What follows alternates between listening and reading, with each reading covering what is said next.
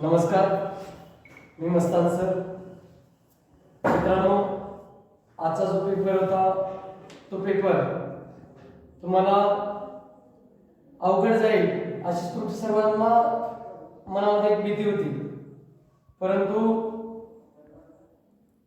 God gift म्हणायचं, अल्लाचं परमेश्वराचं खरंच आपल्यावरती उपकार आहे म्हणायचं. कारण आपण दिलेले प्रश्न तुम्हाला एकदम कॉन्फिडन्स न देणं आणि अभ्यासाच्या माध्यमातून ते प्रश्न तुमच्यापर्यंत पोहोचणं अतिशय महत्वाची बाब आपल्याला या ठिकाणी सांगता येईल.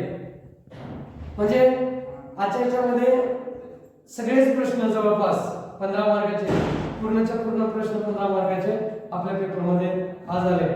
आणि त्याचबरोबर जे 5 मार्काचे टिपा द्या आहे ते सुद्धा 2 प्रश्न आले. याबद्दल मला खूप आनंद वाटला की तुमचा पेपर आज तुमच्या मनामध्ये जी भीती होती ती भीती तुमची दूर झाली आणि पेपर चांगल्या पद्धतीने गेले. खरंच मित्रांनो, प्रश्न काढताना कॉन्फिडन्स आणि आनंद या 2 बाबी माझ्या मनामध्ये निर्माण होतात आणि या 2 गोष्टीच्या जोरावरती मी तुम्हाला हे व्हिडिओ बनवण्याचा प्रयत्न करतो. माझ्यामध्ये एक आत्मविश्वास आणि माझा अभ्यास या 2 गोष्टी साथ ठेवून मी तुमच्या समोर तुमच्या आशीर्वादानं व्हिडिओ बनवतोय आणि नक्कीच त्या व्हिडिओला मला यश प्राप्त होतो. कारण जास्तीत जास्त प्रश्न त्या व्हिडिओमध्ये पडतात. नक्कीच कमेंट्स बॉक्समध्ये आजच्या पेपरच्या संदर्भामध्ये तुमच्या प्रतिक्रिया तुम्ही नोंदवाल एवढी अपेक्षा करतोय. आणि चॅनलला सबस्क्राईब केला नसेल तर आणखी सबस्क्राईब करा. जास्तीत जास्त व्हिडिओ माझा शेअर करा. तुमच्या सानिध्यामध्ये तुमचे मित्र जेवढे असतील तेवढ्यांच्या सगळ्याच्या मोबाईलवरून माझ्या या व्हिडिओला सबस्क्राईब करण्याचा प्रयत्न करा आणि माझे व्हिडिओ इतरांपर्यंत पोहोचवा.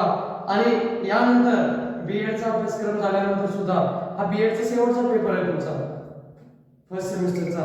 यानंतर सुद्धा मी टीएटी, सीईटी, सीटीएट आणि सेट नेट यावर आधारित मी बरेचसे क्वेश्चन पेपरच्या संदर्भामध्ये बरेचसे व्हिडिओ मॅथच्या संदर्भामध्ये किंवा इतर विषय जे विषय मला जमतात त्या विषयाच्या संदर्भामध्ये मी व्हिडिओ टाकण्याचा किंवा अपलोड करण्याचा प्रयत्न करणार आहे.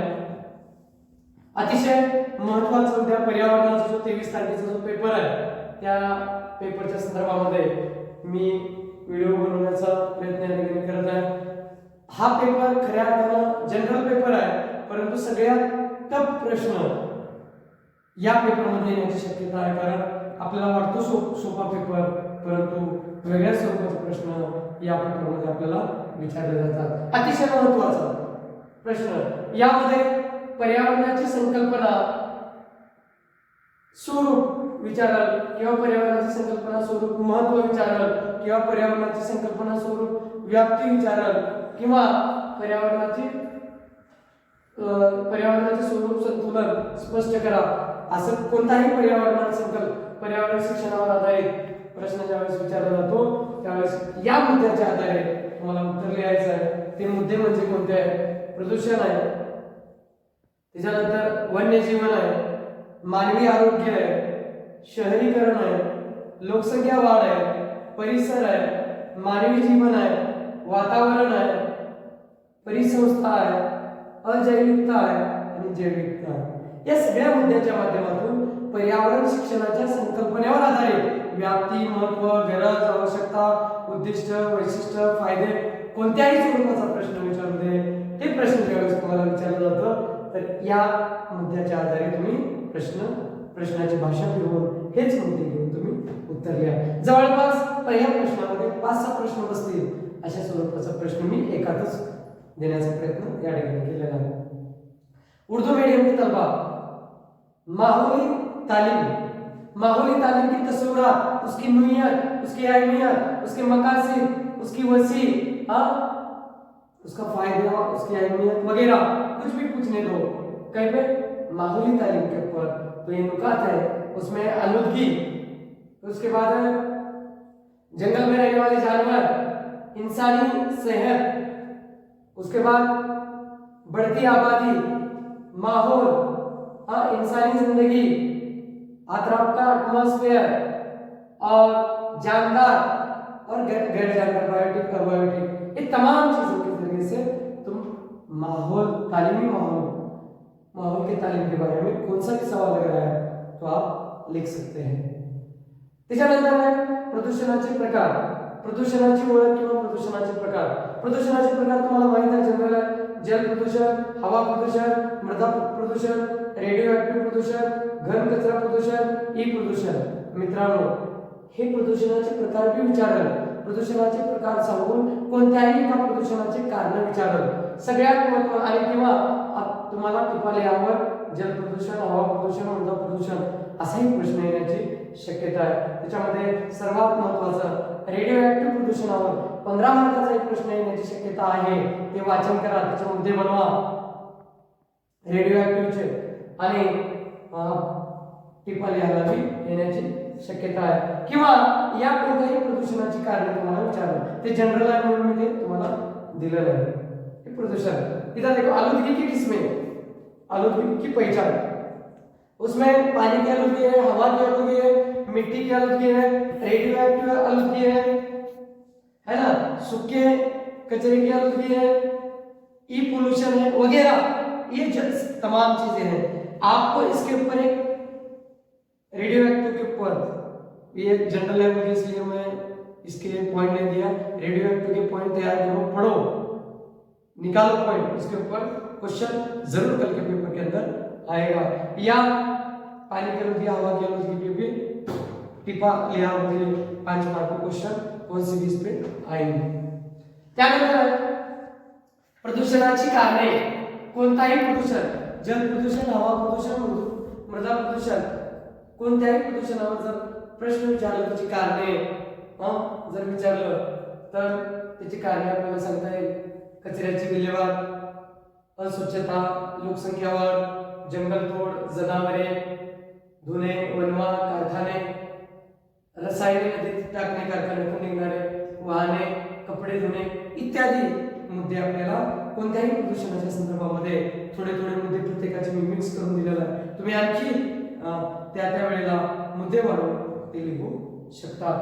कोणत्याही प्रदूषणाचे, जल प्रदूषण, वायू प्रदूषण, मृदा प्रदूषणाचे कारणे जर विचारलं तर आलूदगी, पानी की आलूदगी, हवा की आलूदगी, मिट्टी की आलूदगी, कौन सी भी आलूदगी की अगर आपको वजह क्या है, उसके रीजन क्या है, ऐसा पूछा तो इसमें गंदगी, बढ़ती आबादी, जंगल तोड़, पानी में कपड़े धोना या जानवर धोना, फिर वनवा है दरख्त को लगने, जंगल को लगने वाली आग, बड़े बड़े कारखाने, फिर कारखानों से निकलने वाला गंदा पानी नदियों में वगैरह छोड़ना, उसके बाद गाड़ियां जो है मोटर्स वो है, फिर कपड़े धोना, और जो भी घर से या कहीं से समाज के अंदर निकलने वाला जो कचरा है उसको सही तरीके से सही जगह पर नहीं पहुंचाना, ये वजह उसके हम बता सकते हैं। सर्वात महत्वाचा प्रश्न,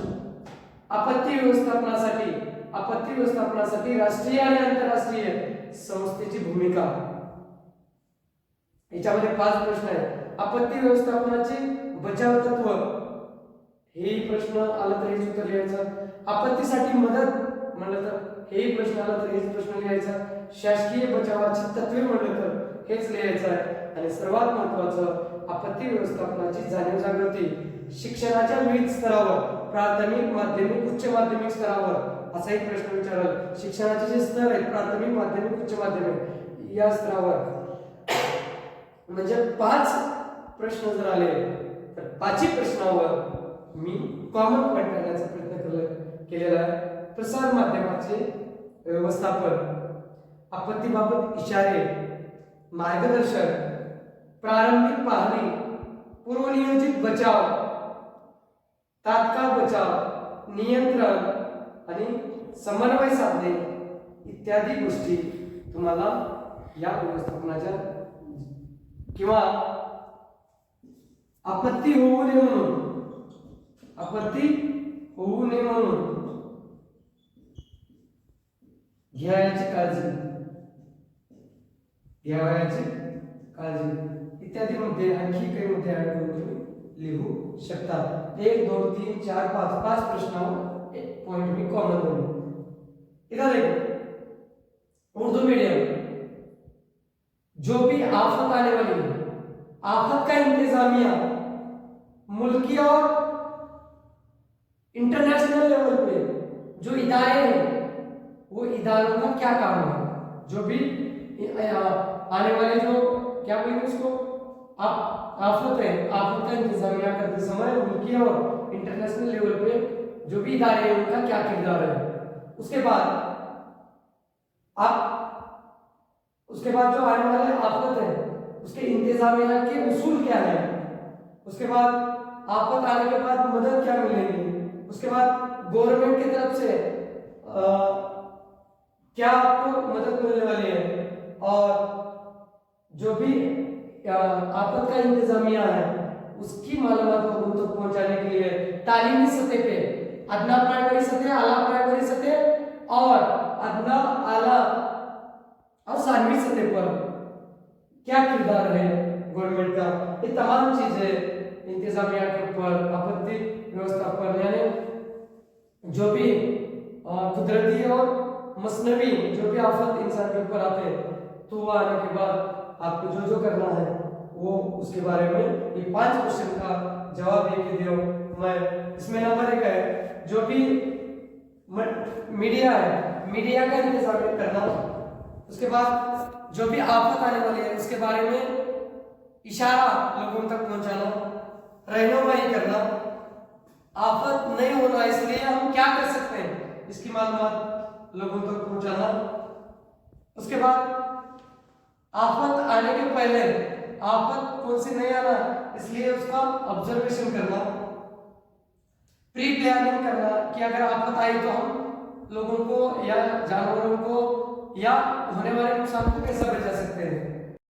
यानंतरचा प्रश्न, आपत्ती व्यवस्थापनाची संकल्पना आणि प्रकार स्पष्ट करा, किंवा नैसर्गिक आपत्ती आणि त्याचे व्यवस्थापन स्पष्ट करा, किंवा नैसर्गिक आणि मानवनिर्मित आपत्ती, असं वेगवेगळंही प्रश्न आलं तरी तुम्हाला लिहिता यावं यासाठी नैसर्गिक आपत्तीमध्ये महापूर आहे, भूकंप आहे, वादळे आहे, दरडी कोसळणे आहे, हिमपात आहे, नैसर्गिक रोगराई आहे, वनवे आहे, ज्वालामुखी आहे।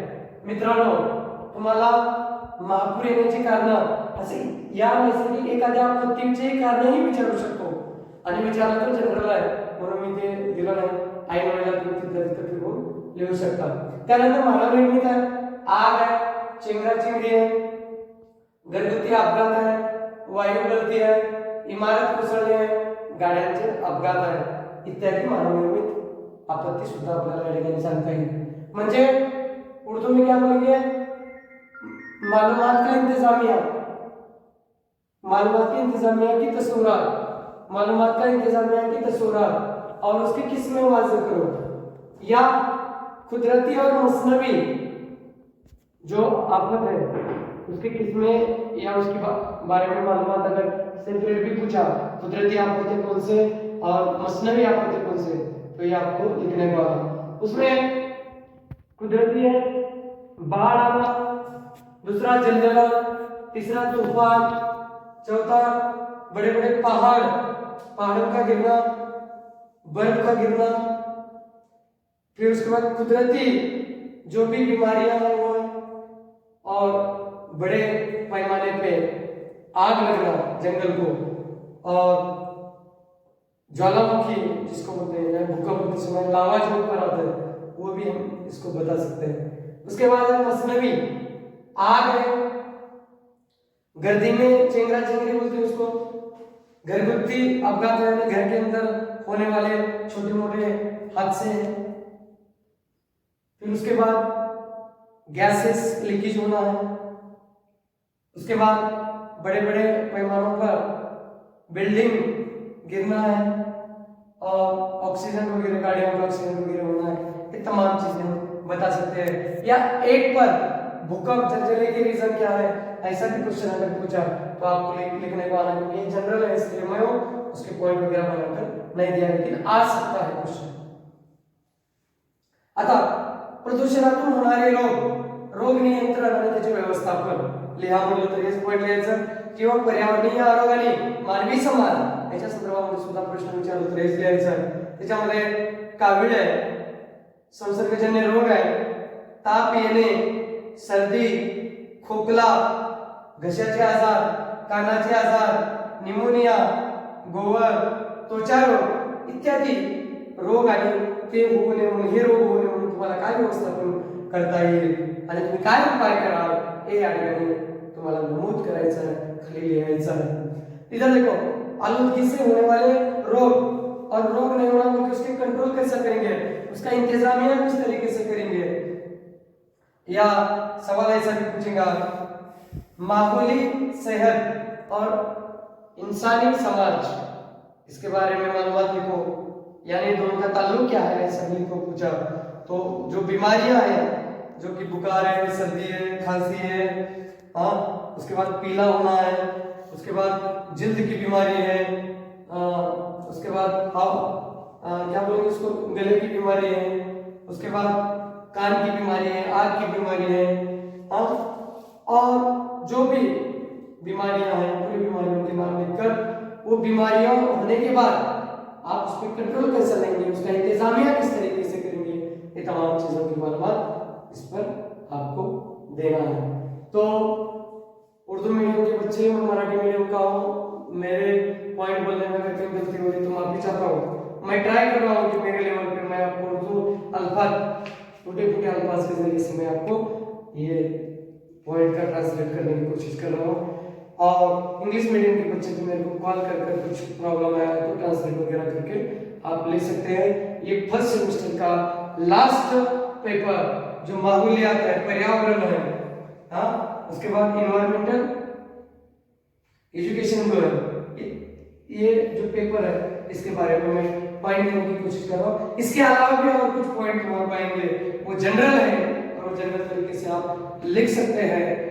और ये वीडियो आपको कैसा लगा और मेरे टीचिंग के बारे में या मेरे पॉइंट्स के बारे में आपको क्या लग रहा है, आपको ये वीडियो का फायदा हो रहा नहीं हो रहा,